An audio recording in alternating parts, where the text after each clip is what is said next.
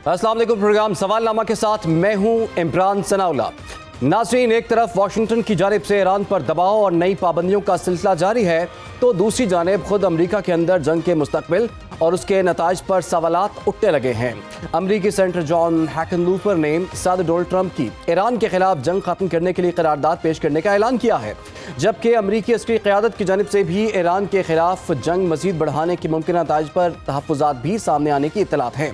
दूसरी जानिब ईरान खलीजी ममालिक के साथ इलाकाई सिक्योरिटी के मामलात पर बरह-रास्त बातचीत की ख्वाहिश का इजहार कर रहा है, जबकि ईरानी वज़ीर ख़ारजा अब्बास इराक़ी ने मुस्लिम ममालिक पर बैरूनी चैलेंजेस के मुकाबले में इत्तेहाद और अपने वसाइल पर इन्हिसार करने पर जोर दिया है।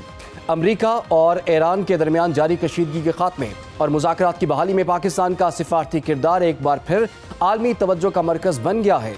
साउथ एशियन वाइसेस के तज्ज़िये के मुताबिक पाकिस्तान ने ऐसे वक्त में वाशिंगटन और तेहरान के दरमियान राब्ता कायम किया जब दोनों फरीक शदीद कशीदगी, बाहमी हमलों और भारी नुकसानात के मरहले से गुजर रहे थे। पाकिस्तान की जोग्राफियाई अहमियत, दोनों ममालिक से सिफारती रवाबित और फरीक़ैन तक रसाई ने इस्लामाबाद को मौसर सालिसी के लिए एक मुनफरिद मकाम फ्राहम किया। इस रिपोर्ट के मुताबिक पाकिस्तान की कोशिशों के नतीजे में अमरीका और ईरान के दरमियान जंग बंदी के बाद आला सतह के बराह रास्त मुज़ाकरात इस्लामाबाद में हुए, जहां दोनों ममालिक के नुमाइंदों ने 20 घंटे से ज़ायद बातचीत की। इस राब्ते को 1979 के बाद अमरीका और ईरान के दरमियान आला तरीन सतह का बराह रास्त राब्ता करार दिया जा रहा है, जबकि पाकिस्तान की इस सिफारती कामयाबी का मुवाजना 1971 में अमरीका और चीन के दरमियान राब्ते में पाकिस्तान के तारीखी किरदार से भी किया गया है। इसी बदलती हुई इलाकाई सूरत हाल में सऊदी अरब, पाकिस्तान और तुर्की के दरमियान मुश्तरका मक्का दिफाई मुआहिदा भी पेशरफ्त करार दिया जा रहा है, जिसका इस्लामी ताउन तंजीम और बहरीन समेत दीगर हलकों की जानिब से खैर मकदम किया गया है। OIC के सेक्रेटरी जनरल इब्राहिम तोहा ने कहा है कि मक्का दिफाई मुआहिदा खुश आइंद है, इससे तीनों ममालिक के दरमियान स्ट्रेटेजिक ताउन मजीद मजबूत होगा। उन्होंने कहा कि मुआहिदा खित्ते और पूरी मुस्लिम दुनिया में अमन, सलामती और इस्तेहकाम के फ़रोग़ में मुआविन साबित होगा, जबकि रुकन ममालिक के दरमियान तामीरी शराकत दारी को भी फ़रोग़ देगा।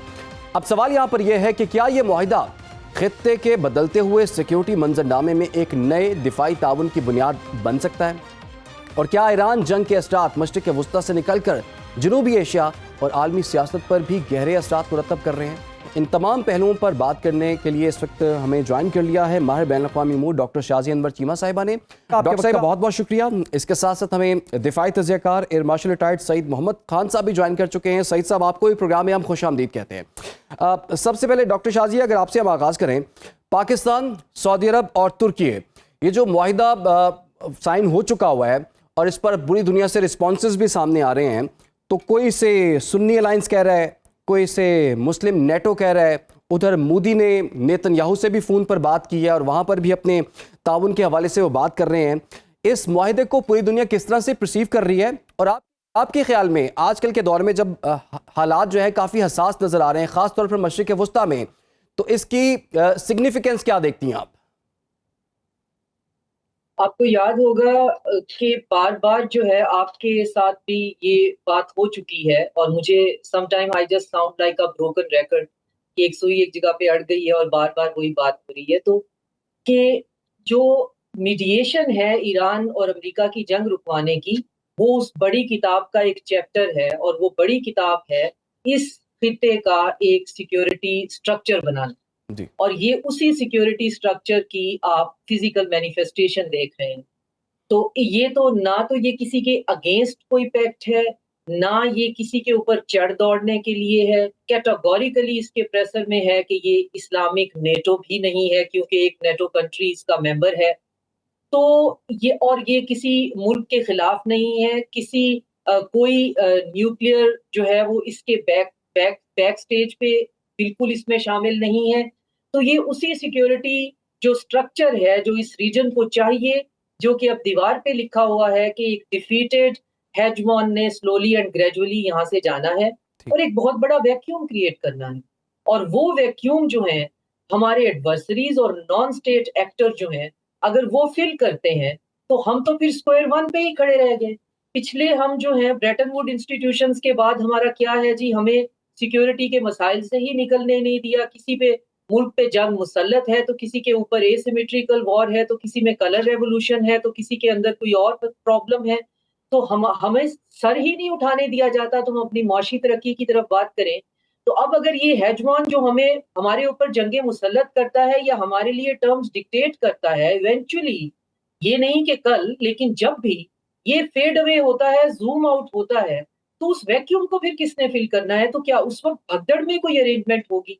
तो ये चीज़ें जो हैं, ये कम से कम साल, डेढ़ साल से तो इन पे एक्टिवली काम हो रहा है, लेकिन ये 2013 में प्रेसिडेंट पुतिन और शी जिनपिंग की मुलाकात हुई थी मॉस्को में, जिसके बाद उन्होंने एक लेक्चर भी दिया था international institute of international relation जो मॉस्को का है, और जिसमें उन्होंने एक आइडिया इंडिविजिबल सिक्योरिटी का दिया था और ये बताया था कि आने वाला वक्त हम देख कैसे रहे। ये जो नेटो स्टाइल की सिक्योरिटी है, जो आर्टिकल 5 है, एक मुल्क पे चढ़ दौड़ना और एक पूरे रीजन को जो है आप मुसलसल वॉर के अंदर जो है परपेचुअल वॉर स्टेट में आपने रखा हुआ है, जी। आप सुकून नहीं वहां पे आने दे रहे। तो आखिर हम इस चीज से मुकाबला कैसे कर सकेंगे? उसका जवाब था कि इंडिविजिबल सिक्योरिटी, सिक्योरिटी सबके लिए। और सबके लिए सिक्योरिटी कैसे हो सकती है? कोई छोटा मुल्क होता है, कोई बड़ा, किसी की जो अस्करी ताकत है वो ज्यादा है, किसी की कम है। तो पहले तो जो 3 बड़े हैं, एक की जो है वो इक्तिसादी ताकत बहुत ज़्यादा है, 2 की अस्करी ताकत बहुत ज़्यादा है और यूरो एशिया का बहुत बड़ा स्पैन वो कवर करते हैं। वो तीनों मिलकर एज़ अ फ़ोररनर इस जो सिक्योरिटी अरेंजमेंट है उसका आपको एक ब्लूप्रिंट जो है उन्होंने आज आपको बता दिया। ठीक। और फ्यूचर में इसमें बहुत से और ममालिक जो हैं वो शामिल होंगे और वो सब ममालिक जो हैं इस कंसोर्शियम के अंडर आएँगे। सिर्फ एक जो है जो उसके लिए एक शर्त होगी वो ये कि इंटिमिडेशन नहीं है। तैयब अर्दोग़ान ने अपने सोशल मीडिया पे जाते ही इस एग्रीमेंट के बाद जो 3 पॉइंट जो हैं वो लिखे हैं, उन्होंने भी ये लिखा है कि ये अरेंजमेंट हमने इस रीजन में होने वाली दहशतगर्दी के खिलाफ और यूनाइटेड नेशन के चार्टर्स की इम्प्लीमेंटेशन के लिए की है। और जब दहशतगर्दी की बात आती है, तो डायरेक्ट जो है, जो आपके प्रीएम्बल में भी था कि फिर इंडिया और इज़राइल की नींद तो ज़रूर हराम हो जानी चाहिए और उनको मिल बैठकर आपस में जितनी दोस्तियाँ बढ़ानी है वो बढ़ा लें। ये क्योंकि डॉक्टर साहिबा, वो दहशतगर्दी को नींदें तो स्पॉन्सर वैसे करने उनकी हराम वाले, हो गई करने वाले हैं। मोदी ने नेतन्याहू से फ़ोन पर बात की है और शदीद परेशानी में उन्होंने जब फ़ोन पे बात की होगी तो यही बात की होगी कि अब हमने क्या करना है, ऐसा करते हैं कि हम भी कोई ताउन कर लेते हैं, कोई दिफाई ताउन, कोई मुआहिदा कर लेते हैं, ताकि हमारी जो डोमेस्टिक कंजम्पशन के लिए तो बात हो कि हम भी कुछ ना कुछ कर रहे हैं। बिल्कुल आप ठीक कह रहे हैं, लेकिन कुछ ना कुछ करके भी वो दहशतगर्दी के अलावा कुछ नहीं कर सकते। सही। तो जब ये पूरा रीजन, और मैं फ्यूचर में देख रही हूँ कि Iran could be part of this, और ये जो हमारा CSTO है, जो सेंट्रल एशियन स्टेट्स का ऑलरेडी एक सिक्योरिटी स्ट्रक्चर मौजूद है, उसको भी इसके अंदर एज अ सेस्टो जो है वो ऐड करना।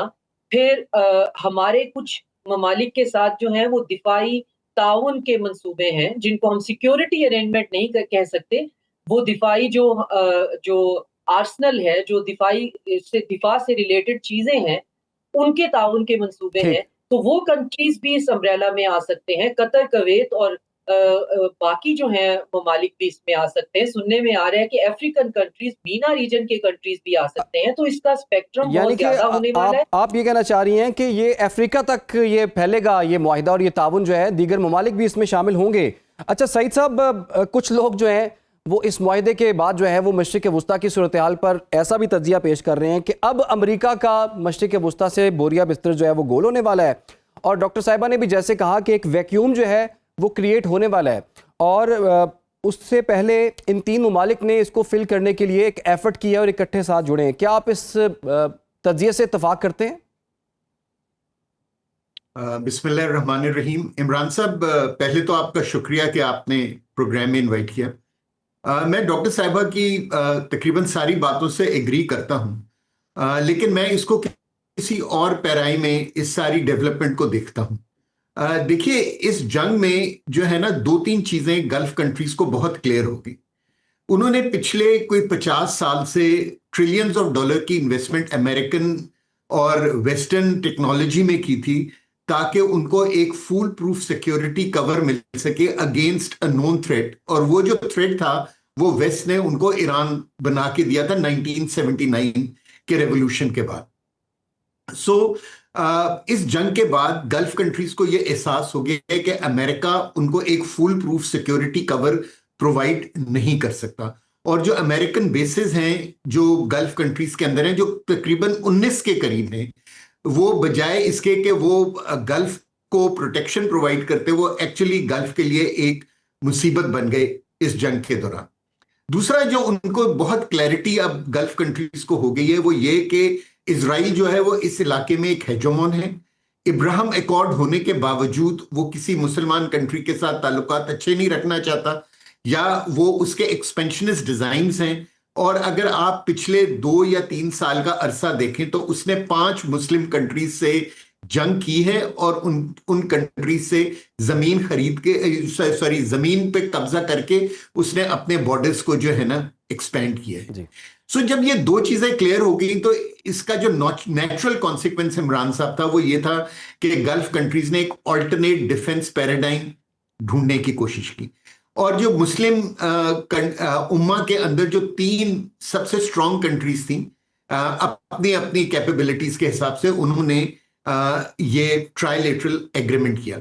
लेकिन अगर आप एक चीज नोट करेंगे, ये जो तीनों कंट्रीज हैं ये किसी ना किसी तरीके से सिर्फ एक कंट्री से थ्रेटन होती हैं। तुर्की को 2-3 महीने पहले प्राइम मिनिस्टर नेतन्याहू ने थ्रेटन किया था कि जी के नेक्स्ट टर्की हमारी उसके ऊपर है, क्या कहते हैं, हिट लिस्ट के ऊपर है, और हम बहुत जल्द तुर्की के साथ भी जंग करेंगे। जो ग्रेटर इजराइल प्लान है उसमें से आधा सऊदी अरेबिया की सरजमीन जो है वो ग्रेटर इजराइल का हिस्सा है। और 1980 से जब से हमने अपने न्यूक्लियर कैपेबिलिटी को बढ़ाना शुरू किया था तो पाकिस्तान हमेशा से 1980 से इजराइल की आंखों में खटकता है। सो मेरे ख्याल में ये ट्राइलेटरल एग्रीमेंट जो है वो किसी को मैसेज देने के खिलाफ नहीं है, या इट इज नॉट अ शिया सुन्नी यानी कि कॉन्फ्लिक्ट को बढ़ाने के लिए नहीं है, बल्कि ये सिर्फ एक बहुत क्लियर मैसेज इजराइल को देने का है कि अगर आपने इस इलाके में एग्रेशन की, मैं दोबारा रिपीट करता हूं कि अगर आपने इस इलाके में एग्रेशन की तो आप एक मुल्क पे एग्रेशन नहीं करेंगे बल्कि आपको 3 ममालिक का सामना करना पड़ेगा। सही। और आप ये देखेंगे ये तीनों वो ममालिक हैं जो मिलिटरीली भी बहुत स्ट्रांग हैं और बहुत कैपेबिलिटी भी रखते हैं।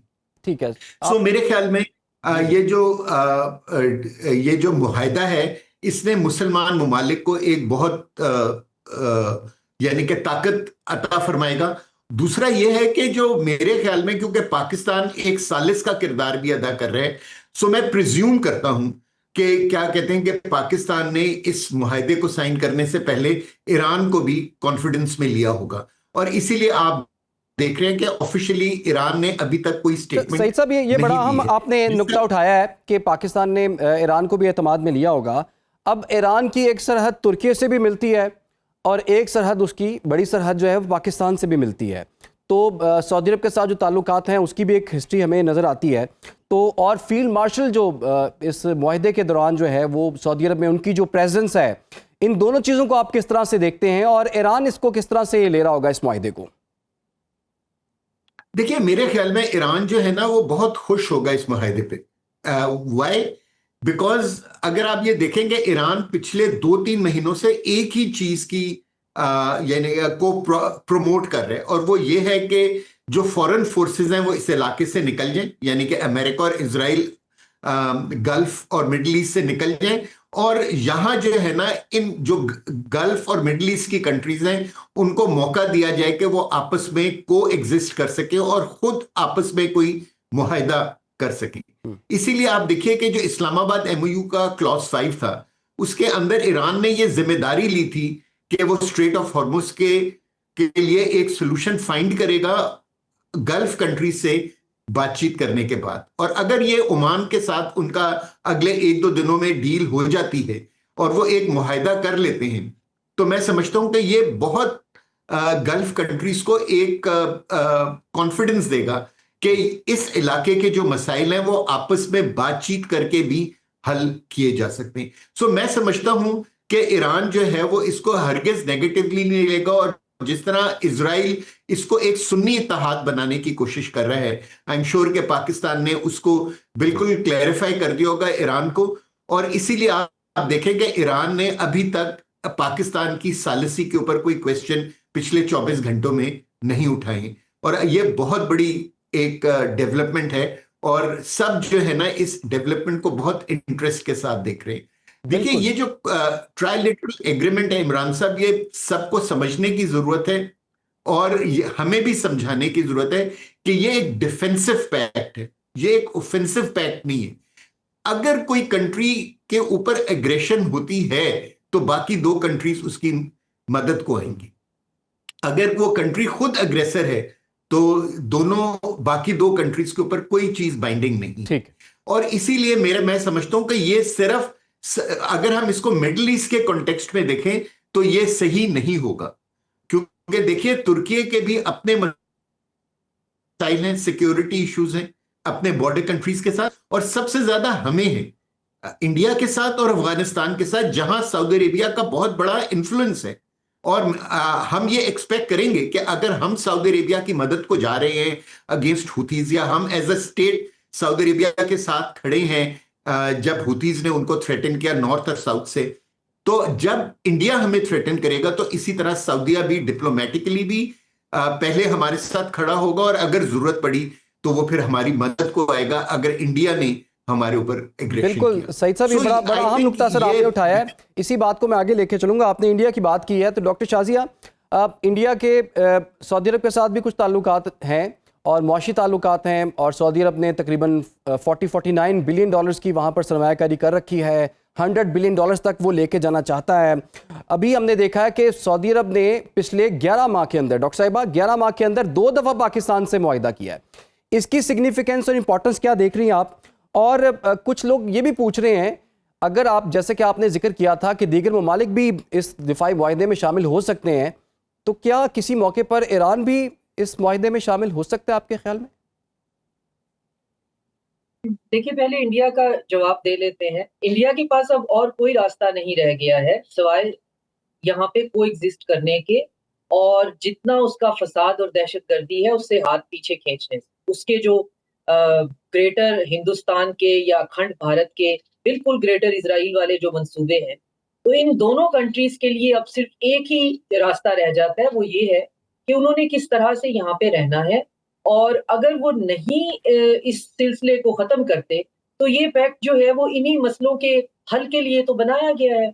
ये अगेन किसी पे जंग करने के लिए तो इसका कोई मतमय नजर ही नहीं है कि हम तीनों मिलकर जो प्रॉब्लम ऑलरेडी एग्जिस्ट करते हैं उस पे वॉर इनिशिएट कर लेंगे। वॉर इनिशिएशन की तो इसमें बात ही नहीं है। इसमें तो है अगर किसी एक पे हमला होता है तो फिर वो भी ये कि हमारे पास इसकी क्लॉजेस भी नहीं है। जैसे आर्टिकल 5 पे बड़ी बात होती है नेटो की, मैं आपको बताऊं, लेकिन अगर आपसे गौर से पढ़े तो इवन वो भी कंपेल नहीं करता। उस पे भी ये है कि अगर एक नेटो मेंबर पे हमला होता है तो बाकी सब उसकी मदद करेंगे, एंड उसके नीचे क्लॉजेस हैं, अगर उनकी इकोनॉमी इजाजत देती है, अगर उनके मुल्क के अंदर कोई पेंडेमिक नहीं है, अगर उनकी पॉलिटिकल जो है वो विल इसमें शामिल है, तो अगर इतने ज्यादा है तो हम उस डिटेल की तरफ नहीं जाते कि किसने किससे मिलकर जो है इस पे जंग करनी है। और ना ही इसका स्कोप इतना नैरो है कि ये सिर्फ इजराइल की रिटेलिएशन के लिए बना है कि इजराइल के हेजमोनिक वेंचर को रोका जाए।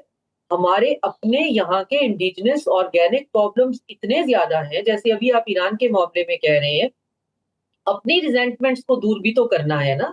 अगर हमने को एग्जिस्ट करना है तो ईरान को अजरबैजान के साथ अपने रिश्ते ठीक करने हैं, तुर्की के साथ, जो उसको एक स्ट्रक्चरल थ्रेट बनाकर गल्फ कंट्री के सामने पेश किया गया, तो गल्फ कंट्रीज या गल्फ मोनार्कीज ने भी उस इंटिमिडेशन को दोनों तरफ से हाथ बढ़ाकर इस चीज को खत्म करना है।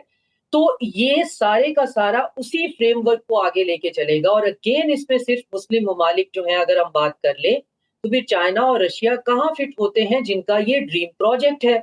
तो और चाइना की नॉन इंटरवेंशनिस्ट पॉलिसी है, सामने तो वो आएगा नहीं, लेकिन बेसिक आइडियोलॉजी और फिलॉसफी तो इस रीजन की उनकी है, विजन तो उनका है। तो वो इसमें मुस्लिम और नॉन मुस्लिम की नहीं, इसमें रीजन के अंदर जितने कंट्रीज हैं वो किस तरह से अपने प्रॉब्लम्स को सॉल्व करेंगे और उन प्रॉब्लम्स को सॉल्व करके आगे कैसे बढ़ेंगे, जिसमें मेरा ये ख्याल है कि जो अंसारुल्लाह या हौसियों का मसला है, उसमें भी पाकिस्तान ने कैटेगोरिकली, मेरी अंडरस्टैंडिंग है कि ये कह दिया कि वो सऊदी अरब के साथ हमला मिलकर करने की बजाय इस मसले की जड़ को देखकर इस मसले को हल करने की कोशिश करेगा। तो ये इस मसले को हल करने के लिए क्या बिल्कुल होगा पाकिस्तान का कि फिर रोल जो दोबारा है से वो भी इसमें आपको नजर आ रहा है कि उन कॉन्फ्लिक्ट्स को रिजॉल्व करने के लिए भी पाकिस्तान जो है वो उसका रोल पूरी दुनिया देख रही है और पाकिस्तान एक मरतबा फिर से वहाँ पर तैयार कर चुका है। डॉक्टर शाजिया अनवर चीमा साहिबा, आपका बहुत बहुत शुक्रिया। सईद मोहम्मद खान साहब हमारे साथ मौजूद रहेंगे। इस वक्त हमें एक छोटी सी ब्रेक लेनी है, आप लोग हमारे साथ में। Welcome back. गुफ्तगू के सिलसिले को आगे बढ़ाएंगे। प्रोग्राम के इस हिस्से में ज्वाइन कर लिया माहिर पाक अमरीका ताल्लुकात साजिद तारड़ साहब ने भी। साजिद साहब, आपके वक्त का बहुत बहुत शुक्रिया। Air marshal retired Saeed Mohammad Khan साहब भी हमारे साथ मौजूद हैं। अच्छा साजिद तारड़ साहब, ये जो पाकिस्तान, सऊदी अरब और तुर्की के दरमियान दिफाई मुआहिदा हुआ है, वेस्ट इसको किस तरह से ले रहा है? खास तौर पर अमेरिका इसको, इस मुआहिदे को किस तरह से देख रहा है? कुछ लोग कहते हैं कि इस मुआहिदे के बाद अमेरिका बोरिया बिस्तर जो है वो मशरिक वुस्ता से गोल होने वाला है। तो मैं ये अर्ज करना चाहूंगा कि प्रेसिडेंट ट्रंप ने इस मुआहदे को किया है, और उसके बाद सबसे बड़ी यूनिक बात जो है कि अभी जो 3 इसके प्लेयर हैं और अभी कई और इसमें ज्वाइन करने के लिए तैयार हैं, वो सारे के सारे यूएस एलाइज हैं। आप देखें कि टर्की नेटो का मेंबर है, पाकिस्तान जो है उसका नॉन नेटो एलाई, वो भी एक स्टेटस, बहुत बड़ा स्टेटस है। सऊदी अरेबिया के साथ उनके रिलेशनशिप, तो अभी तक अगर देखा जाए तो ये बात किसी हद तक ये ठीक होगी कि अमेरिका जो है वो अपने बैकयार्ड पे तवज्जो देने के लिए फ्यूचर में सोच रहा है, जो कि मानरो डॉक्ट्रिन था।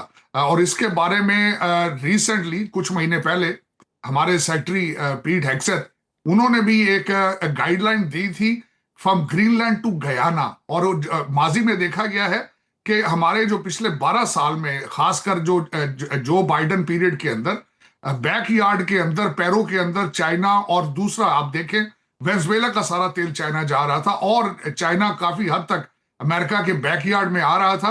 तो एक बहुत बड़ा इशू था अमेरिका के लिए। मेरे ख्याल में देखा जाए, एलाइज जिस तरह के ये जो नेटो, जिसको मुस्लिम नेटो कहा जा रहा है, जो बन रहा है अमेरिका की मर्जी और आशीर्वाद के साथ बन रहा है, लेकिन it's good for the region. उसकी वजह यह है कि जो बार बार ईरान एलिगेशन लगाता था कि अमेरिका हमारे बिल्कुल पास बैठा है, तशवीश थी। तो मेरे ख्याल में इस खित्ते को के हालात को मुस्तहकम करने के लिए, स्टेबिलिटी के लिए, ये जो नया मक्का जॉइंट डिफेंस पैक्ट है, ये एक बड़ी अच्छी चीज है पाकिस्तान की आसूदगी के लिए। पाकिस्तान की मिलिट्री डिप्लोमेसी जिस तरीके से दिन ब दिन तरक्की कर रही है, तो मेरे ख्याल में पूरे खित्ते के लिए ये बड़ा अच्छा तो साजिद साहब, क्या ये बात दुरुस्त है कि डोनाल्ड ट्रंप जो है, ये जितना भी कॉन्फ्लिक्ट है इससे निकलना चाहते हैं, खासतौर पर मशरिक वुस्ता में जो अमेरिकन बेसिस की जो प्रेजेंस है, 50,000, 40,000, 50,000 अमेरिकी फौजी वहां पर मौजूद हैं। डोनाल्ड ट्रंप चाहते हैं कि बस यहाँ से अपने मैं फौजी भी निकाल लूँ, बेसिस भी खत्म कर लूँ, और कुछ लोगों का ये ख्याल है कि जो वैक्यूम क्रिएट होगा उसको फिल करने के लिए ये इत्तेहाद जो है वो बना है। एब्सोल्युटली। मैं आज की CNN की खबर आपको बताना चाहूंगा कि उसकी खबर यह है कि अमेरिका के जो बड़े जनरल्स हैं वो इस जंग से निकलने के ख्वाहा हैं, क्योंकि ऑप्शंस बड़े लिमिटेड हैं। और मैं इसमें ये पाकिस्तान के लिए, सऊदी अरेबिया और हम सब के लिए ये एक अच्छी बात है कि वैक्यूम फिल हमारे अपने मुस्लिम उम्मा जो है, यही मुमालिक कर रहे हैं, बजाय कि इस वैक्यूम को इजराइल फिल करता या फिर कोई ऐसा कंट्री फिल करता जिसके साथ जो मुसलमानों के लिए, सऊदी अरेबिया के लिए एक थ्रेट होता। तो मेरे ख्याल में ये बहुत अच्छा कदम है पाकिस्तान को। तो मैं समझता हूं कि बुनियानुल मरसूस के बाद तरक्की के दरवाजे जिस तरह पे खुलते जा रहे हैं, इस रिमार्केबल ट्रांसफॉर्मेशन। लेकिन मैं बिल्कुल एग्री करूंगा, अमेरिका चाहता है ना सिर्फ मिडल ईस्ट के अंदर अपनी प्रेजेंस कम करे, बल्कि यूरोप के अंदर भी। नेटो को भी आप देख रहे हैं मुसलसल कोल्ड शोल्डर दिया जा रहा है। तो मेरे ख्याल में आने वाले दिनों के अंदर जो एक नया नक्शा बन के उभर रहा है कि मुमालिक अपने डिफेंस का खुद ही ध्यान रखेंगे। अमेरिकन जो है वो टैक्स पेयर्स, वो चाहते हैं कि हमारा बर्डन कम हो। मेकिंग अमेरिका ग्रेट अगेन ख्वाहिश थी लोगों की, जिन्होंने मैंडेट दिया था कि अमेरिका के इंफ्रास्ट्रक्चर के ऊपर तवज्जो दी जाए, वर्सेस कि जाके इराक और अफगानिस्तान के सड़कें और पुल बनाए जाए। तो साजिद साहब, फिर इसराइल क्या करेगा? क्या ये मुआहिदा इसराइल को आगे बढ़ने से रोक सकेगा?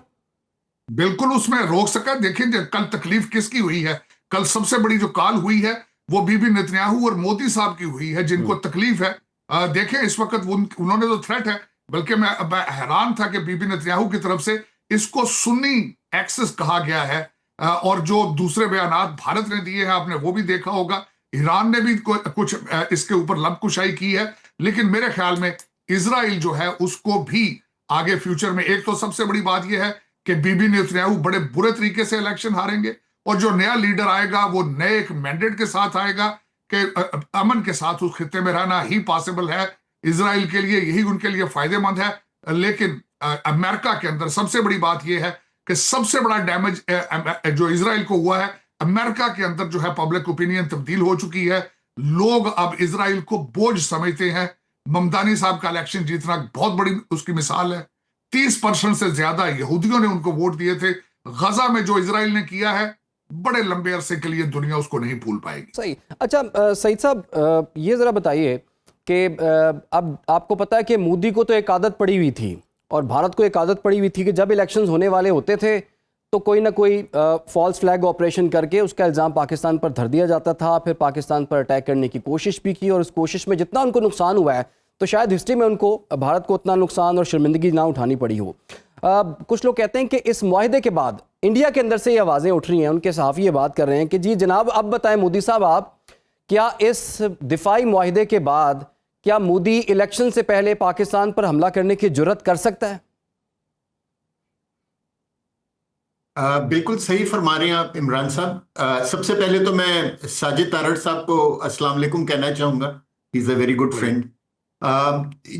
देखिए, जो सबसे ज्यादा है ना, जो दो कंट्रीज इस ट्राइलेटरल मुआहदे से अफेक्ट हुई हैं वो इजराइल और इंडिया है। जिस तरह साजिद तारड़ साहब ने कहा कि इजराइल इसको एक सुन्नी इत्तेहाद बना के दुनिया को पेश करने की कोशिश करे ताकि शिया सुन्नी डिवाइड जो इस्लामी दुनिया में थी इस जंग से पहले उसको दोबारा शुरू किया जाए। और इंडिया जो है ना, इसको एक मुस्लिम नेटो का नाम दे रहा है, सो दैट के जो वेस्ट है वो परेशान हो जाए और वो जो है क्या कहते हैं, एक मुस्लिम को इकट्ठे होने की जो एक शुरुआत हुई है उससे रोक सके। सो मैं आपसे फुली एग्री करता हूं, क्योंकि अगर ये मुआहदा इंप्लीमेंट, अगर तीनों कंट्रीज ने, आई एम श्योर के इसकी ना सोचा होगा कि किन किन सिचुएशंस में इस मुआहदे को एक्टिवेट किया जाएगा, तो उसमें से एक सिचुएशन ये भी होगी कि अगर इंडिया पाकिस्तान के ऊपर अटैक करता है तो हम दूसरी दो कंट्रीज से क्या एक्सपेक्ट करते हैं, और अगर हम सऊदी अरेबिया के साथ जाके खड़े हो सकते हैं उनका जो कॉन्फ्लिक्ट है हुतीस के साथ या ऊपर जो इराकी मिलिशियाज के साथ, और उनको वो सिक्योरिटी इस जंग के दौरान ईरान से मिल सकती है जो पाकिस्तान ने ईरान से बात करके उनको प्रोवाइड की है। तो अगर इंडिया हमारे ऊपर अटैक करेगा तो हम भी सऊदीया से एक्सपेक्ट करेंगे कि वो अपने इन्फ्लुएंस को इस्तेमाल करें और इंडिया को और अफगानिस्तान दोनों को रोकें कि वो हमारे मुल्क के अंदर दहशतगर्दी ना करें। सो मेरे ख्याल में जैसे जैसे इस मुआहदे को तकवीयत मिलेगी, इन तीनों ममालिक के अंदर हालात बेहतर होते चले जाएंगे। और अब मैं नहीं समझता कि 2029 से पहले मोदी साहब दोबारा कोई हिम्मत करेंगे पाकिस्तान के ऊपर एग्रेशन करने की, क्योंकि अगर आप इस ट्राइलेटरल मुआहदे की लैंग्वेज को समझें इमरान साहब, तो it is a collective defence, यानी कि कलेक्टिव डिफेंस के कॉन्सेप्ट को फरोग दिया जा रहा है। इसका मतलब यह है कि अगर एक कंट्री पर अटैक होगा तो दूसरी दो कंट्रीज उस कंट्री की मदद को आएंगी। सो मेरे ख्याल में इंडिया को भी बहुत क्लियर मैसेज मिल गया है कल से, और इजराइल को भी बहुत क्लियर मैसेज मिल गया। सही। तो साजिद साहब ये बताइए, ये जो मुश्तरका सिक्योरिटी आज़म का इजहार किया गया है, ये जो कलेक्टिव सिक्योरिटी है, इस कॉन्सेप्ट को इस मुआहदे की रूह से आप किस तरह से देखते हैं? एक आम बंदे का ये ख्याल है कि जैसे कि इंडिया अगर पाकिस्तान पर हमला करे खुदा न खास्ता, तो तुर्की और जो सऊदी अरब हैं वो भी इस जंग में शामिल होकर पाकिस्तान की मदद करें। इसी तरह से सऊदी अरब पर हमला होता है तो पाकिस्तान और तुर्की जो है मिलकर, और तुर्की को ज़रूरत पड़ती है तो पाकिस्तान और सऊदी अरब भी उनके लिए मौजूद हों। तो क्या ये कुछ सियासी तौर पर हिमायत के तरफ ये बात ज़्यादातर जाती है या फिर अस्करी ताउन की तरफ जाएगी ज़्यादा? मेरे ख्याल में एब्सोल्युटली दोनों तरफ से, सियासी और अस्करी। एक तो मैं समझता हूं कि स्ट्रेंथ जो है, इतनी बड़ी स्ट्रेंथ है। आज एक जो टर्किश एक जर्नलिस्ट है, उन्होंने एक ट्वीट की है जिसमें उन्होंने बड़ी खूबसूरती से बयान किया है कि ये तीन जो ट्राइका बना है, इसके अंदर नेटो का एक मेंबर है, एक G20 का मेंबर है, एक ओपेक का मेंबर है। फिर अशोक स्वाइन ने बड़ी खूबसूरती से कहा कि तेल की ताकत, पैसे की ताकत, एटम ताकत, और फिर उसके बाद टर्की का डिफेंस। देखें, टर्की एक वाहिद ऐसा कंट्री है जो अभी 80% अपनी चीजें खुद प्रोड्यूस करता है डिफेंस के लिहाज से। तो मेरे ख्याल में एक बहुत बड़ी पावर बन चुकी है, सियासी पावर, इस वजह से कि कोई जुर्रत ही नहीं करेगा। भारत एक बुनियादुल मरसूस के बगैर के बाद उन्हें पता चल चुका है कि कन्वेंशनल वार वो पाकिस्तान के साथ नहीं लड़ सकते। इसी वजह से कभी कश्मीर में शरारतें करते हैं, कभी अफगानिस्तान के जरिए शरारतें करते हैं, कभी बलूचिस्तान के अंदर शरारतें करते हैं। इससे अलावा ये भारत अब नहीं कर पाएगा, एब्सोल्युटली नॉट। एक बहुत बड़ी पावर इकट्ठी हो चुकी है, 1,000 से ज्यादा फाइटर जेट्स इन तीन ताकतों के पास, 20 लाख की आर्मी के सोल्जर्स मौजूद हैं और 7,000 टैंक्स और 34 सबमरीन। तो ये मेरे ख्याल में इस रीजन में ये मजाक नहीं है, एक बहुत बड़ा एक डिफेंस पैक्ट बना है। और मैं ये समझता हूं ये खराजे तहसीन हमारे फील्ड मार्शल और हमारे प्राइम मिनिस्टर साहब को जाता है। अभी इजिप्ट, कतर और सीरिया और यूएई जो है वो भी इंटरेस्टेड है। सोमालिया आपके पास आ चुका है, लीबिया आपके पास आ चुका है। आपकी मिलिट्री डिप्लोमेसी दिन ब दिन एक्सपेंड करती जा रही है। मैं नहीं समझता कि इस पूरे खित्ते में अब दोबारा कोई भी ताकत, बिलखसूस भारत जो है, इस चीज की जुर्रत कर पाएगा कि पाकिस्तान की तरफ देख पाए। क्योंकि पहले भी आपने देखा होगा जहां से भी थ्रेट आई है पाकिस्तान को उसका भरपूर जवाब दिया गया है। आखिरी पॉइंट ये अर्ज करना चाहूंगा, इस रीजन के अंदर शुक्र अल्हम्दुलिल्लाह पाकिस्तान आर्मी एक ऐसी आर्मी है जो ना सिर्फ अमेरिकन हथियारों को इस्तेमाल करना जानती है बल्कि चाइनीज हथियारों के ऊपर भी उनकी दस्तरस है, और जिसका सबूत आपने बुनियादुल मरसूस में दिया है। Pakistan has become invincible, Pakistan has become a regional power, और आप मजीद इसको देखेंगे कि तरक्की होते बड़ी जल्द आप अपने IMF के और वर्ल्ड बैंक के सारे कर्जे उतारेंगे और तरक्की के रास्ते पे गामजन होंगे। तो सईद साहब, भारत की साइड पे अगर बात की जाए तो उसके लिए तो हम अकेले ही काफ़ी हैं, और हमने जिस तरह से उनकी पिटाई की है पूरी दुनिया ने देखा भी है, और अभी तक भारत जो है, मोदी है, वो अपना मुंह जो है छुपाता फिर रहा है। लेकिन एक और मसला जो है वो खित्ते में ईरान अमेरिका वॉर का भी है। अगर वो ये जंग जो है तवील हो जाती है, मशरिक़ वस्ता में उसके असरात जो हैं, चूँकि हमें पता है कि ईरान के साथ हमारा एक बॉर्डर लगता है, बरादर इस्लामी मुल्क है। पाकिस्तान ने बड़ी कोशिश की है कि ईरान सऊदी अरब के ताल्लुकात भी ठीक रहें। सऊदी अरब ने भी बड़ी कोशिश की है कि जो मशरिक़ वस्ता के जो खलफिशार है उसे दूर करने के लिए, मसाइल हल करने के लिए जो है वो कोशिशें की जाएँ। इस मुआहिदे के बाद आपको वहाँ पर क्या गुंजाइश नज़र आती है? क्या वहाँ पर भी हालात बेहतर हो सकते हैं? और अगर वहाँ पर ये कॉन्फ्लिक्ट जो है बरकरार रहा या तूल पकड़ गया ईरान वाला, तो फिर उसका क्या नतीजा निकलेगा? देखिए, पहले तो मैं पाकिस्तान इंडिया कॉन्टेक्स्ट में आपको सिर्फ साजिद साहब की सब बातों से एग्री करते हुए एक बात सिर्फ ऐड करूंगा उसके अंदर, कि देखिए ये जो मुआहिदे होते हैं ना इमरान साहब, ये इसलिए नहीं होते कि जंग लड़ी जाए।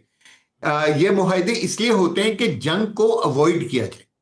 ठीक है ना, आप अपनी पावर शो इसलिए करते हैं कि दुश्मन की हिम्मत ना पड़े कि वो आप पर अटैक करे। सो हमें इस ट्राइलेटरल डिफेंस पैक्ट को भी उसी कॉन्टेक्स्ट में देखना चाहिए कि ये बेसिकली जब तीन जो मेजर इस्लामिक कंट्रीज हैं जो मिलिटरीली बहुत स्ट्रांग हैं, जब वो इकट्ठी होके एक दूसरे की मदद को आएंगी तो दुश्मन को बहुत कम हिम्मत होगी इन तीनों कंट्रीज में किसी एक को अटैक करने में। सो ये ट्राइलेटरल तीनों कंट्रीज को एक तरह की सिक्योरिटी प्रोटेक्शन प्रोवाइड करता है। Coming over to the Iran American conflict, देखिए जो है ना, इस कॉन्फ्लिक्ट में तीन कंट्रीज थी। एक कंट्री ईरान थी, दूसरी अमेरिका, और तीसरी जो bull in the China shop था वो इजराइल था। ये बेसिकली इजराइल की जंग थी ईरान के साथ, जिसके अंदर अमेरिका कूद गया और अब उसके लिए निकलना मुश्किल हो रहा है। इन द शॉर्ट टर्म मैं ये समझता हूं इमरान साहब के अक्टूबर में इजराइल में प्राइम मिनिस्टर नेतन्याहू ने इलेक्शंस में जाना है और नवंबर में अमेरिका के अंदर मिड टर्म इलेक्शंस हैं।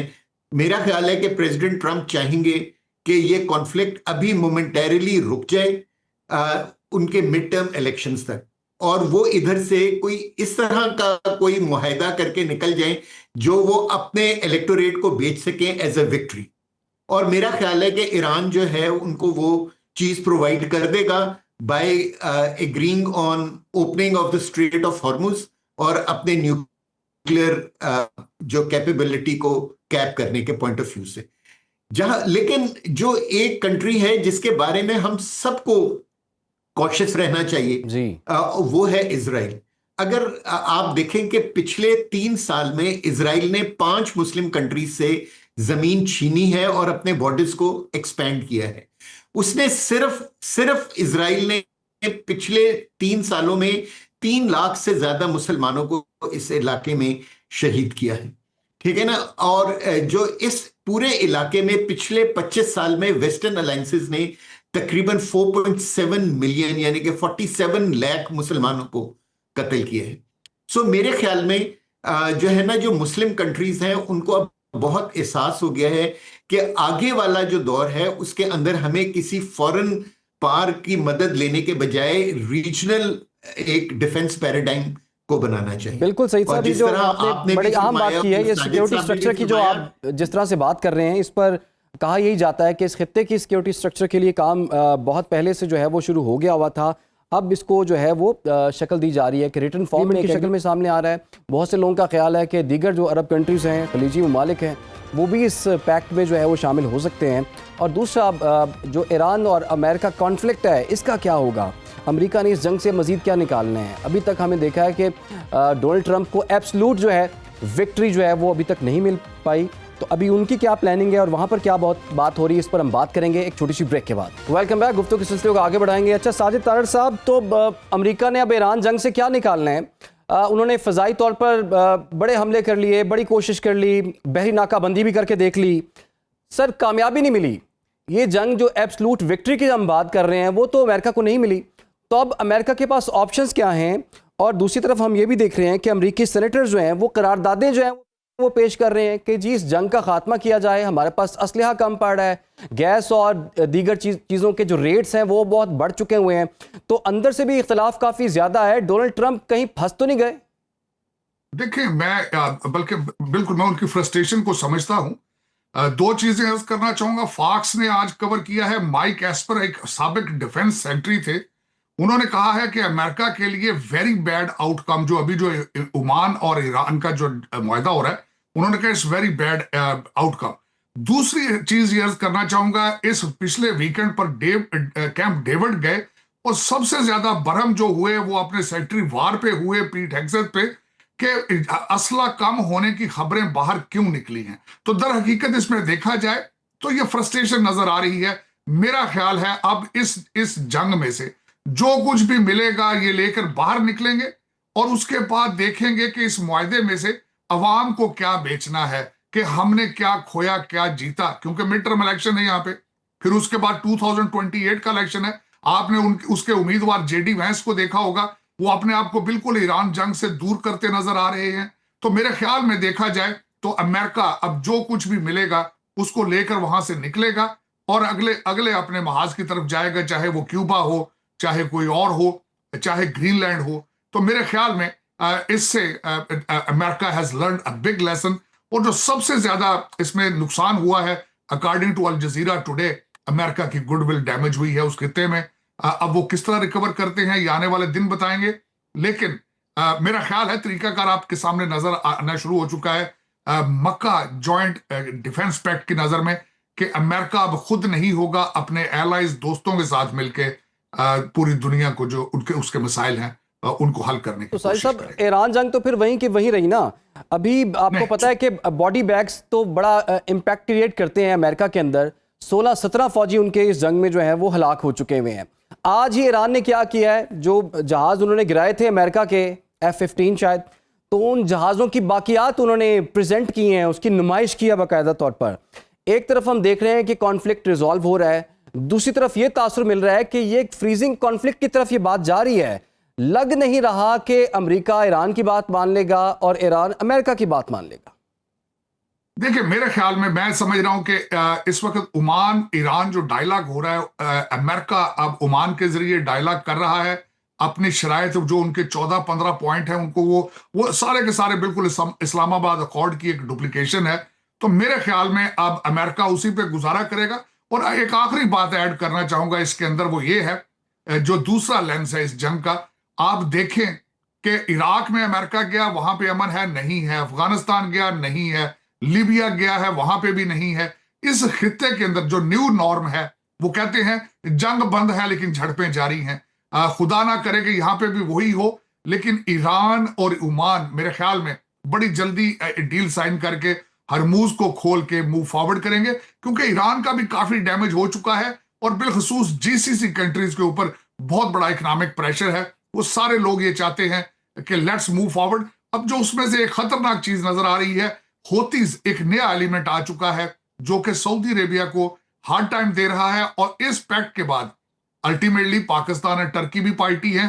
तो मेरे ख्याल में इसके बाद फोकस उस साइड पर होगा कि होतीज जो है उनको भी कंट्रोल किया जाए और इस सारे और सुख का सांस लिया जाए। सही है। अच्छा सईद मोहम्मद खान साहब, साउथ एशियन वॉइसेस की जानिब से एक तज्जिया जो है वो पेश किया गया है और उसमें इस बात का इतराफ़ किया गया है कि पाकिस्तान इस खित्ते में एक मिडिल पावर बन के उभरा है, और पाकिस्तान ने जो ऐसा काम कर दिया है कि ईरान और अमेरिका को एक मेज़ पे बिठा देना, MOU साइन करवा देना, उसकी शिकों पर इत्तफाक हो जाना, कोई बड़ा मुल्क भी, बरतानिया नहीं कर सका, इंडिया नहीं कर सका, चाइना नहीं कर सका, रूस नहीं कर सका, बड़े ममालिक भी नहीं कर सके जो पाकिस्तान ने कर दिखाया।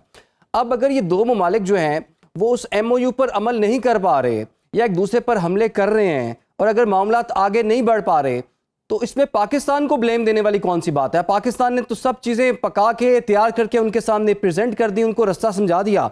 तो इस मामले को आप किस तरह से देखते हैं कि पाकिस्तान की जो कोशिशें रही हैं और पाकिस्तान ने जो एफर्ट किए इस हवाले से कि दोनों कॉन्फ्लिक्टिंग जो स्टेक होल्डर्स हैं उनको साथ बिठाया जाए, तो आगे मामला नहीं बढ़ रहा, तो पाकिस्तान का इसमें क्या कसूर था फिर? सब कोई कसूर नहीं है, और इस तरह के आर्टिकल्स या ओपिनियंस पीसेस जो है ना, ये उन लोगों की तरफ से आते हैं जो पाकिस्तान की सक्सेस से खुश नहीं है, ठीक है ना। सो हमें, मेरा ख्याल है कि इन ओपिनियंस को कोई ज्यादा वेटेज नहीं देनी चाहिए, क्योंकि दुनिया में जो सेंसिबल लोग हैं उनको पता है कि पाकिस्तान सिर्फ कॉम्बेटेंट्स को मेज पे बिठा सकता है, मुआहिदा तो उन लोगों ने आपस में खुद करना है।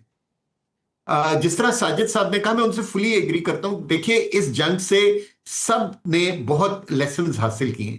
जिस तरह अमेरिका ने लेसन्स हासिल किए, मैं समझता हूं कि ईरान ने भी बहुत सारे लेसन्स हासिल किए होंगे, और आप ये देखेंगे कि जो गल्फ और ईरान का जो आपस में एक क्या कहते हैं मुखासमत थी, आप उसको उस झगड़े को कम होता हुआ देखेंगे। और मेरे ख्याल में सबसे अच्छी चीज मुसलमानों के लिए यह होगी कि अगर इस ट्रायलिटरल मुआहदे में आगे किसी स्टेज के ऊपर जाके ईरान भी इसका एक हिस्सा बन जाए, क्योंकि मैं समझता हूं कि जब तक इजराइल इस इलाके में है, मोमेंटरली तो इस जंग के अंदर एक ब्रेक आ सकता है, लेकिन इवेंचुअली इजराइल दोबारा अटैक करेगा, क्योंकि वो ईरान को एक लास्ट आप कहते हैं कि एक कंट्री समझता है जो उसके एक्सपेंशनिस्ट डिजाइन्स के सामने डट के खड़ी हुई है। सो मेरे ख्याल में हमें इस इलाके को, अपने आप को इस तरह गियर अप करना चाहिए कि जो है ना, एक फ्यूचर वॉर को अवॉइड किया जाए। और मेरा ख्याल है कि जब ये ट्रायलिटरल एग्रीमेंट तीनों ममालिक के दरमियान डिस्कस हो रहा होगा, तो उस सिचुएशन को भी जरूर मद्देनजर रखा गया होगा कि what after midterm elections, what after the elections in October in Israel। तो उसके बाद जो है एक इस तरह की, मेरा ख्याल by that time आप देखेंगे कि बहुत सारे मुस्लिम ममालिक जो हैं वो इस मुआहदे के अंदर या तो शामिल हो जाएंगे, या पाकिस्तान या तुर्की या सऊदी अरेबिया के साथ डिफेंस पैक्ट्स करेंगे। और जब वो डिफेंस पैक्ट्स करेंगे तो सारे डिफेंस पैक्ट्स आफ्टर टाइम इसी पैक्ट का एक हिस्सा बन जाएंगे। और आई विश एंड होप कि ईरान भी इस पैक्ट का किसी वक्त एक हिस्सा बन जाए, क्योंकि जब ईरान बन जाएगा तो with Iran and Saudi Arabia on one page और on with in one pact is the best thing to happen for. ठीक है साजिद तारड़ साहब, अगर क्विकली आपसे पूछ पाऊं, ईरान इस पैक्ट का हिस्सा बन जाएगा? और ये भी बता दें कि मिड टर्म इलेक्शन से पहले, अमेरिका के मिड टर्म इलेक्शन से पहले कॉन्फ्लिक्ट रिजॉल्व हो सकता है? मैं बिल्कुल, मैं एब्सोल्युटली सईद भाई से एग्री करूंगा। देयर आर स्ट्रॉन्ग चांसेस कि ईरान इसको ज्वाइन करे। ये सिर्फ विश लिस्ट नहीं है, बल्कि इस खिते की जरूरत है कि ईरान भी इस पैक्ट को ज्वाइन करे। इजराइल को रोका जाए, ग्रेटर इजराइल के ख्वाब को रोका जाए, और उसका वाहिद हल यही है।